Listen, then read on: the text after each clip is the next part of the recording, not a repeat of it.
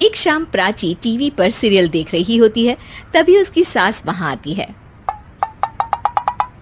अरे सीरियल में तो ऐसे मग्न है जैसे आज रात का खाना पड़ोसी आकर बनाएंगे। मुझे पता ही नहीं था आपने अपने बेटे की शादी पड़ोस में भी की हुई है। हैं? मतलब? मतलब इस घर में सारा काम बहू ही करती है, आप तो सिर्फ खर्राटे मारती हैं। अच्छा जी, फिलहाल तो तुम आराम फरमा रही हो, चलो जाओ, ये मेरे टीवी देखने का समय है। आहा, इसीलिए मुझे भगाया जा रहा है। सॉरी, अब तो बिल्कुल नहीं जाऊंगी। प्राची की इस बात पर दोनों सास बहू के बीच टीवी रिमोट के पीछे बच्चों जैसे छीना झपटी शुरू हो जाती है, जिसके बीच श्लोक भी काम से घर वापस आ जाता है। आज मेरी चूहे बिल्ली की जोड़ी किस बात पर झगड़ रही है? अरे तेरे बीवी मुझे टीवी नहीं देखने दे रही। अरे तुम्हारी मम्मी मुझे खाना बनाने के लिए फोर्स कर रही है।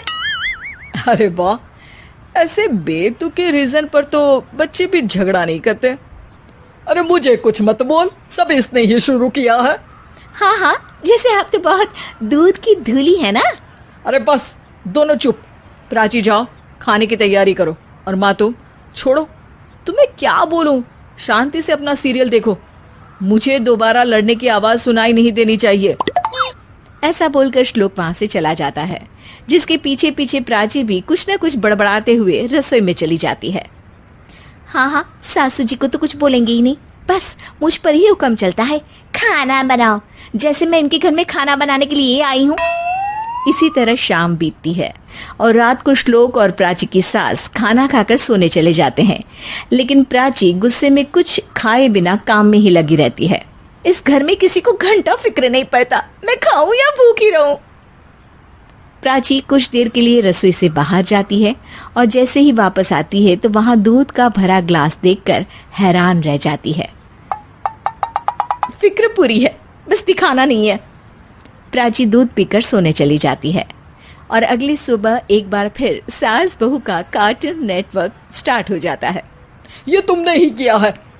अरे अजीब जबरदस्ती है, मैं बोल रही हूँ मैंने कुछ नहीं किया। दोनों ने मिलकर पूरे घर को पागल खाना बनाया हुआ है। यहाँ कोई नॉर्मल इंसान तो रह ही नहीं सकता, इसीलिए अब पड़ोसी क्या रिश्तेदार भी घर आने से कतराते हैं। और सुन बेटे, तू भी चंगा, तेरी माँ भी चंगी, तेरी बीवी भी चंगी, रिश्तेदार। हाँ जी, आपको नहीं पता क्या, गंगाधर ही शक्तिमान है, रिश्तेदार ही। हाँ हाँ, बस समझ गया।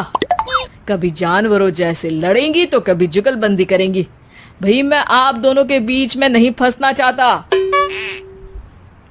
सास बहू की इस मनमौजी जोड़ी से परेशान होकर श्लोक अपना सिर खुजलाता वहां से चला जाता है। चलो अब मैं भी कीर्तन में जा रही हूँ।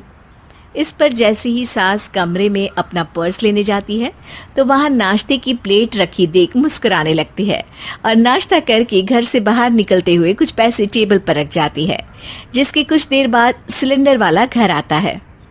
ओ मुरी मैया, मैं सिलेंडर के बारे में तो बिल्कुल भूल ही गई थी। घर खर्च के सारे पैसे भी मम्मी के पास है और श्लोक से बोला तो उल्टा 4 बात सुनाएंगे। प्राची ये सोच ही रही होती है कि अचानक उसका चेहरा चमक उठता है और वो घर में आकर इधर उधर देखने लगती है। तभी उसकी नजर टेबल पर रखे पैसों पर पड़ती है, जिन्हें वो सिलेंडर वाले को दे देती है। ये सब श्लोक देख लेता है। अच्छा बेटे, इतना बड़ा घोटाला, सबके सामने मैं तेरी दुश्मन और पीठ पीछे तेरी मेरी यारी। इस पर श्लोक एक प्लान बनाता है और शाम को सब एक साथ बैठे होने पर बोलने लगता है। माँ, तुम दोनों की बहुत लड़ाई होती है, इसलिए मैं सोच रहा हूँ कि प्राची को उसके घर छोड़ाऊं, इससे वो भी खुश रहेगी और तुम भी। अचानक श्लोक की ये बात सुनकर सास बहू शौक से उसकी तरफ देखती हैं। अरे ऐसे कैसे घर छोड़ाओगे, मुझे कहीं नहीं जाना। अरे तुमने बोला नहीं पर मैंने सुन लिया, तुम्हें मम्मी के साथ रहना अच्छा नहीं लगता, मुझे पता है। अरे वो अरे, जब बहू खुद कुछ काम बोले तो वो तुझे सुनता नहीं, और अब जो इसने बोला ही नहीं वो तू समझ गया। जब उसे नहीं जाना तो फिर जबरदस्ती क्यों कर रहा है? अच्छा, फिर आपको मौसी के घर छोड़ाता हूँ, बस अब आप दोनों एक घर में एक छत के नीचे नहीं रह सकती। मैं इस टॉम एंड जेरी की जोड़ी को और नहीं झेल सकता। है? ऐसे कैसे नहीं रह सकते? तुम्हें इतनी दिक्कत है तो तुम्हारा बोरिया बिस्तर पैक कर देती हूँ, लेकिन मम्मी जी कहीं नहीं जाएंगी। बिल्कुल यही सुनना था मुझे। अगर दोनों में इतना ही प्यार है फिर हर वक्त ये लड़ाई का नाटक क्यों करती हो?